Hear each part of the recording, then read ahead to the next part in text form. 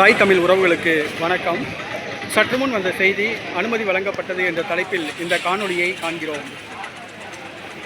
திருப்புவனம் மடப்புரம் காவல் நிலையத்தில் தற்காலிக ஊழியராக பணியாற்றிய அஜித்குமார் காவல்துறையினரால் அடித்து படுகொலை செய்யப்பட்டார். இதற்கு நீதி கேட்டு நாம் தமிழர் கட்சி தலைமை ஒருங்கிணைப்பாளர் செந்தமிழன் சீமான் அவர்கள் கண்டன ஆர்ப்பாட்டம் நடத்த 8ஆம் தேதி நடத்த அனுமதி கேட்டிருந்தார்.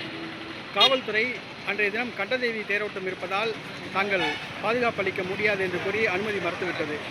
9ஆம் தேதி நடத்த அனுமதி இயக்கப்பட்டது. காவல்துறை பதில் சொல்லவில்லை. அனுமதி கொடுத்தாலும் கொடுக்காவிட்டாலும் நாங்கள் ஆர்ப்பாட்டம் நடத்துவோம் என்று சீமான் அறிவித்திருந்தார்.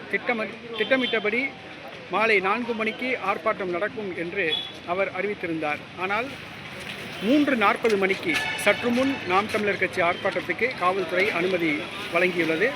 செந்தமிழன் சீமான் மதுரையில் அவர் தங்கியிருக்கும் விடுதியிலிருந்து ஆர்ப்பாட்டத்துக்கு கிளம்பி வந்துகொண்டிருக்கிறார். நாம் தமிழர் கட்சி தொண்டர்கள் திருப்பணம் நோக்கி விரைந்து கொண்டிருக்கின்றனர்.